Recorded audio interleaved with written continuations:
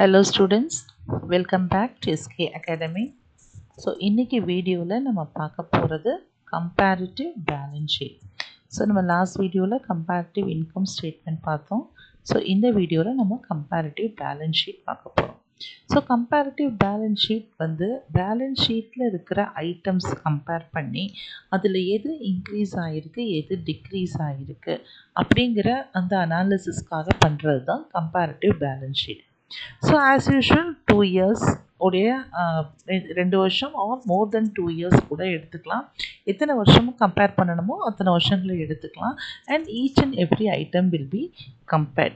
So நமக்கு கொடுத்துருக்கிற ப்ராப்ளமில் Sudheesh and co furnishes its balance sheet for the year 2019 and 20 and request you to prepare a comparative balance sheet for these 3 years. So liabilities கொடுத்துருக்காங்க, assets கொடுத்துருக்காங்க. So first step சொல்யூஷனில் நம்ம as usual heading எழுதிட்டு comparative balance sheet எழுதிட்டு அப்படியே இங்கே கொடுத்துருக்கிற exact அந்த ஐட்டம்ஸை just நான் ரீஆர்டர் மட்டும் பண்ணியிருக்கேன். இப்போ லயபிலிட்டிஸ் எடுத்துக்கிட்டிங்கன்னா கேபிட்டல் அண்ட் ரிசர்வ்ஸ், ஸோ அதில் ஈக்விட்டி ஷேர் கேபிட்டலும் ரீட்டெயின்ட் ஏர்னிங்ஸையும் போட்டிருக்கேன். Long term liabilities 8% debentures, current லயபிலிட்டிஸில் sundry creditors and bills payable. So 2019க்கும் 20க்கும் இங்கே என்ன அமௌண்ட் கொடுத்துருக்காங்களோ எக்ஸாக்டாக அதே அமௌண்ட்டு இங்கே நான் எழுதியிருக்கேன். சேம் வே அசட்ஸுக்கு வந்தீங்க அப்படின்னா ரெண்டாக நம்ம எப்போயும் அசட்ஸை பிரிப்போம், fixed assets and current assets. So கொடுத்துருக்கிற அதே ஐட்டம்ஸை நான் ஃபிக்ஸட் அசட்ஸாகவும் கரண்ட் அசட்ஸாகவும் இங்கே நான் பிரித்து எழுதிப்பேன். So this is the first step. Next second step is நம்ம ஆஸ் யூஷுவல் ஒவ்வொன்றுமே இன்க்ரீஸ் ஆகிருக்கா டிக்ரீஸ் ஆகிருக்கான்னு பார்க்க போகிறோம். ஸோ இன்க்ரீஸ் ஆகிருந்தால் ப்ளஸ், டிக்ரீஸ் ஆகிருந்தால் மைனஸ் சைனோட நம்ம எழுதணும். ஸோ ஃபஸ்ட் ஒன் பாருங்கள், ஈக்விட்டி ஷேர் கேபிட்டல் 2 வருஷமுமே அது 80,000 தான் இருக்குது. So that is no change, அதை அப்படியே விட்டுடலாம். Next coming to retain earnings 40,000லேருந்து 49,000 இன்க்ரீஸ் ஆகிருக்கு. ஸோ நம்ம ப்ளஸ் போட்டு 9,000 அப்படின்னு போட்டுருவோம். Next coming to long term liabilities 80,000லேருந்து 90,000 10,000 rupees இன்க்ரீஸ் ஆகிருக்கு. ஸோ ப்ளஸ் போட்டு you write it as 10,000. ஓகேவா? சரி, next item is we are coming to current liabilities sundry creditors. So 20,000 rupees increase ஆகிருக்கு. So that is plus 20,000.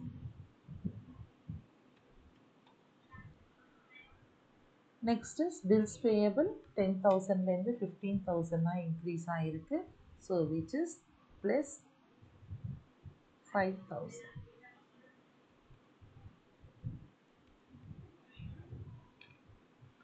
ஓகேவா? Next அப்படி நம்ம asset சைடில் போயிடலாம். இன்க்ரீஸ் டிக்ரீஸ் பார்த்துட்டு நம்ம அடுத்து பர்சன்டேஜஸ்க்கு வரலாம். இதுவும் நம்ம பார்த்துடலாம். டோட்டல் ஆஃப் லயபிலிட்டிஸ் இதுவும் நமக்கு 2 வருஷத்துக்கு ஒரு 2 years கம்பேர் பண்ணும்போது this has also increase. So நம்ம அதையும் இங்கே எழுதிடலாம். Which has increased by 44,000. 3,04,000 minus 2,60,000 is 44,000, right? Now next coming to land and buildings. So land and buildings பார்த்தீங்கன்னா it has decreased 80,000லேருந்து 74,000 வந்திருக்கு. So we use minus sign to show it has decreased. Okay, so அதே மாதிரி இதுவும் பாருங்கள், plant and machinery 60,000லேருந்து 54,000 ஆகிருக்கு. which has also decreased by 6,000 rupees. So furniture, coming to current assets, நம்ம பார்க்குறது first is furniture which has increased by 8,000. Inventory has increased by 20,000.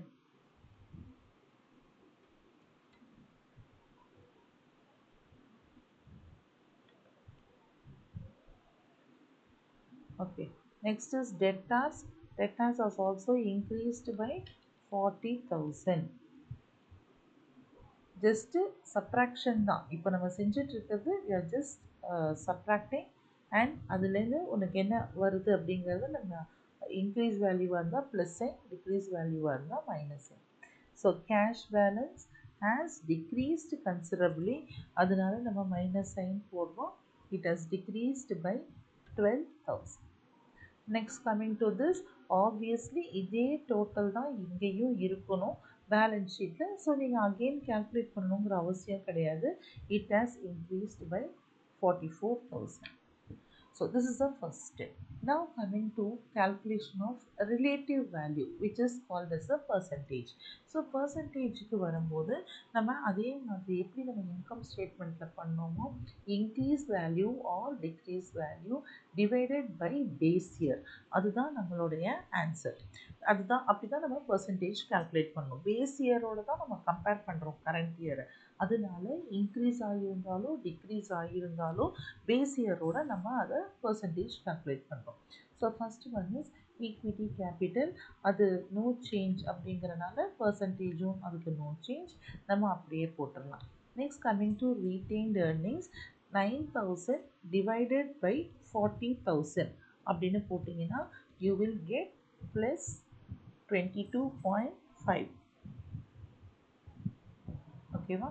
Next debentures 10,000 divided by 80,000, which will be 12.5.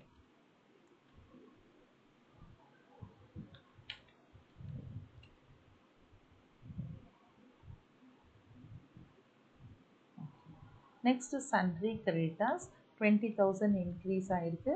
So 20,000 divided by 50,000, which will be 40. Just 40 this. Okay. Next bills payable 5,000 divided by 10,000, which is 50. Okay, that's all. Now coming to this 44,000 increase ஆயிருக்கு. So 44,000 divided by 2,60,000, which will be 16.92.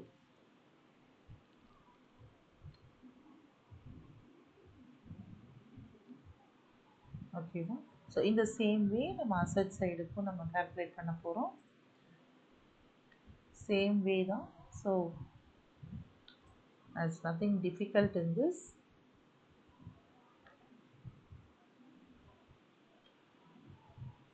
இப்போ பாருங்க, coming to land and buildings, it has decreased.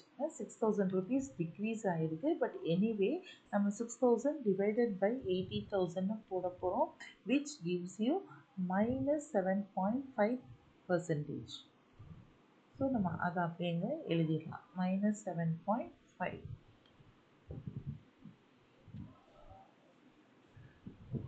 Next one also it has decreased, அதனால நம்ம minus sign போடுறோம்.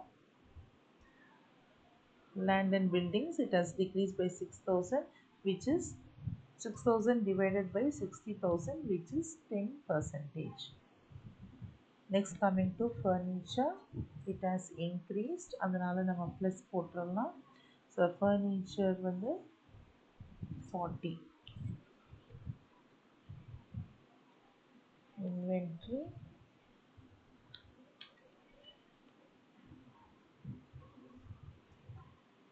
Inventory plus போட்டுடலாம், which is 100.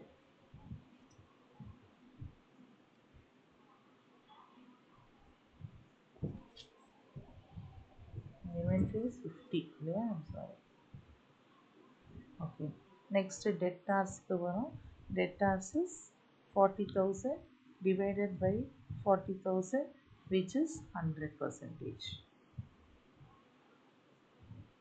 Next coming to cash, it has decreased by 12,000 rupees. So 12,000 divided by 20,000, it is minus 60. So இங்கே அதே total தான் இருக்கும், ஏன்னா அதே இன்க்ரீஸ் தான். 44,000ங்கிறது அதே இன்க்ரீஸ் தான், அதே டோட்டல் தான். அதனால நமக்கு அங்கே திருப்பி அகெயின் கால்குலேட் பண்ண மாட்டோம். So this is 16.92. Okay, so this is comparative balance sheet. இப்போது what do you understand from this அப்படின்னு நீங்கள் பார்த்தீங்க அப்படின்னா, கரண்ட் லயபிலிட்டி அசட்ஸ் லயபிலிட்டிஸ் குறையும் போது எந்த அசட் குறையுது அப்படிங்கிறது உங்களுக்கு தெரிய வரும். ஸோ எந்த லயபிலிட்டிஸ் இன்க்ரீஸ் ஆகிருக்குங்கிறத நீங்கள் பார்க்கலாம். கிரெடிட்டார்ஸ் இன்க்ரீஸ் ஆகிருக்கு, பில்ஸ் பேயபிள் இன்க்ரீஸ் ஆகிருக்கு, அந்த மாதிரி எந்த அசட்ஸ் டிக்ரீஸ் ஆகிருக்குன்னு நீங்கள் பார்க்கலாம். ஃபிக்ஸட் அசட்ஸ் டிக்ரீஸ் ஆகிருக்கு.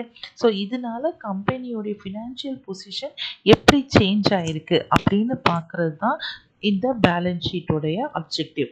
ஸோ இதில் நம்ம என்ன புரிஞ்சுக்கணும்னா, total is not important. The thing which is important is comparison between the 2 years. So this is called as comparative balance sheet. Thank you.